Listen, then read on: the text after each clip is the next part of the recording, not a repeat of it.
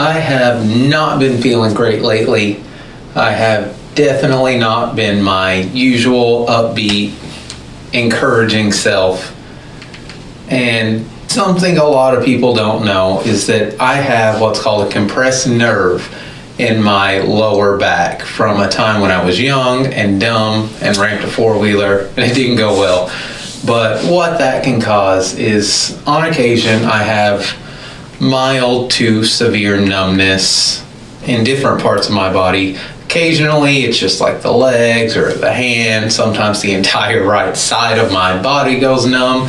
It's not great, but it's something that I have learned to treat fairly well with yoga and, when applicable, chiropractor visits. Not really the best option right now, but like I said, it's something I can usually manage. But I've been a bit lazy lately, a bit lenient on a lot of my exercise routines and methods, and it has started to act up a little bit, and I do have numbness in my legs and my right arm and abdomen.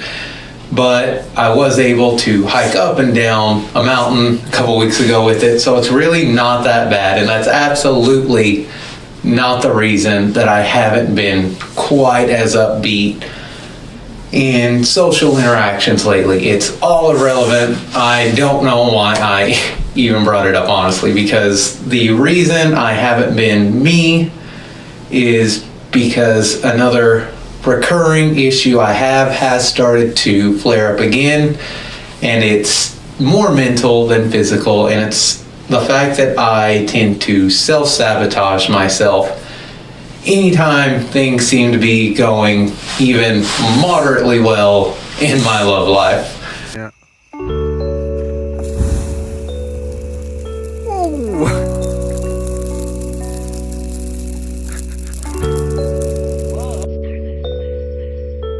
To those that have met me in the past year or so, since 2019 and onward, I do often come across as that upbeat, go get 'em, you can do anything kind of person, but it has not always been that way. Now, anyone that's known me for a long stretch of time is blatantly aware that I don't do well in relationships or with mental health historically. It's something I had to put a lot of time and a lot of work into to get myself to a place where I feel like I can help encourage others to improve also.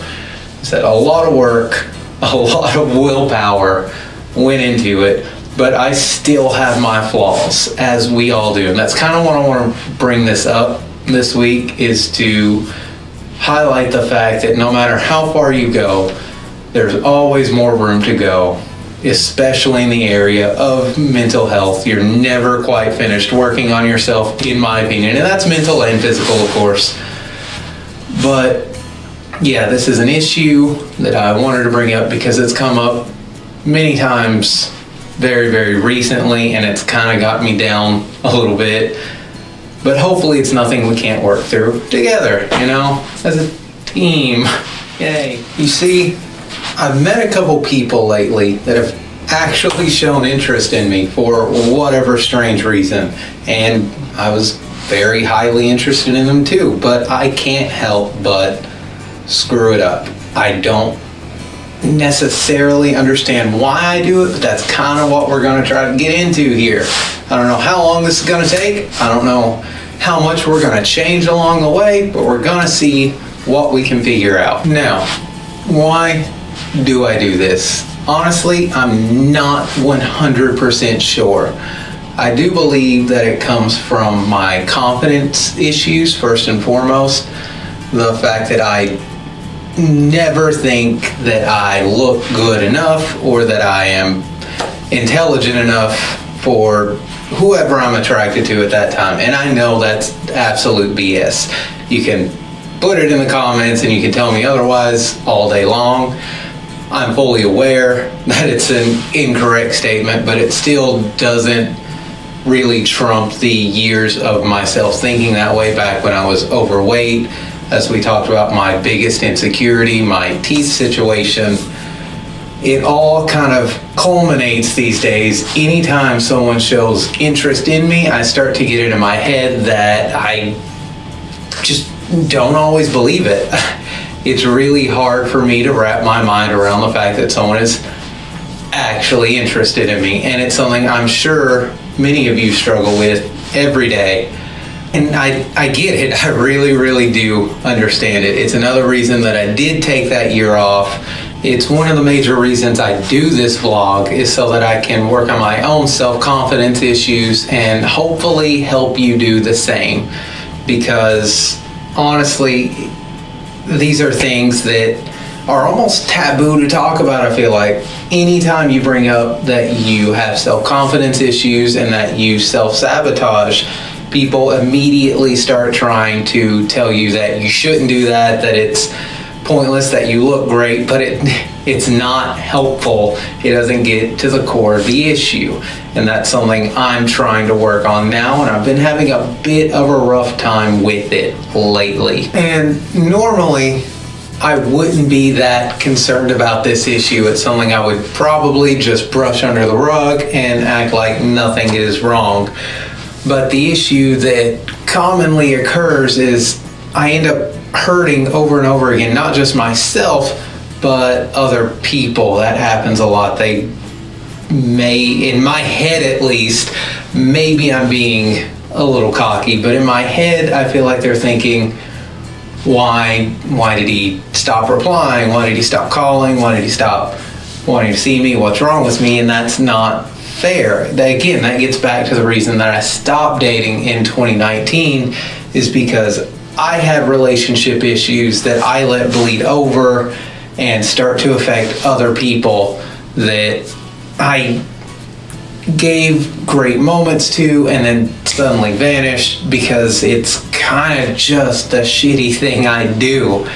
I do not want to be this way anymore. I want to focus on it and fix this issue, and I don't want to hurt anyone else. It's not my thing. I help people. It's what I want to do. I want to make lives better. I want to make the world a better place. And I cannot do that if I can't find the confidence to see things through, or at least be honest with people about why I'm doing what I do.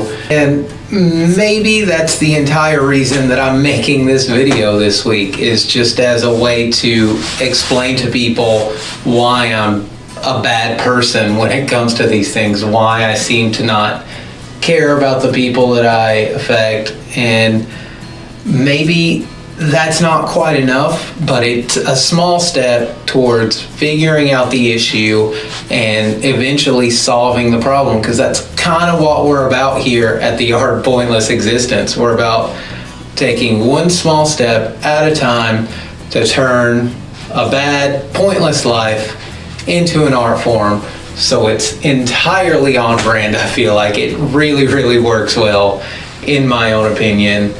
And maybe we can all work together to try to solve this problem, because admitting that there's a problem is the first step towards change, towards improvement. It's kind of what we're all about here at the Art of Pointless Existence, is the small steps that ultimately get you to where you need to go. You have to take risk. You have to make changes, sometimes a small step at a time, to change your life, to get to a place that you're happy and that you love being at. And thank you for watching this week's episode. Be sure to check out our podcast, Read the Internet, where Billy and I read the internet. We just did a user-submitted episode, and they're always my favorite. Honestly, I have a great time doing it, and it's just a more enjoyable experience. So please submit us any website you want us to read, anything shocking, funny, interesting. We'll read it, and hopefully we'll all have a great time with it. And again, thank you for watching, and I'll talk to you next week.